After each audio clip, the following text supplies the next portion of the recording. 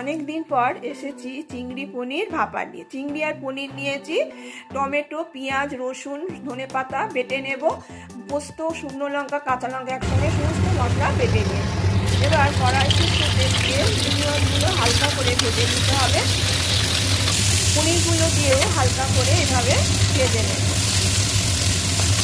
তারপর সমস্ত মশলা একে একে দিয়ে দিতে হবে। দিয়ে দিলাম পেঁয়াজ বাটা, রসুন বাটা, টমেটো বাটা, 1 চামচ ধনেপাতা বাটা, পোস্ত, কাঁচা লঙ্কা, শুকনো লঙ্কা বাটা, পরিমাণ মতো লবণ, কাশ্মীরি লঙ্কা, 1 চামচ টক দই দিয়ে ভালো করে মাখিয়ে গ্যাসের ফ্লেম সিম করে মিনিট 15 চাপা দিয়ে রাখলেই রেডি হয়ে যাবে চিংড়ি পনির ভাপা।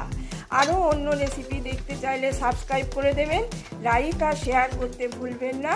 কমেন্ট করে জানান কেমন হয়েছে চিংড়ি পনির ভাপা। এইভাবে বানিয়ে ফেলুন চিংড়ি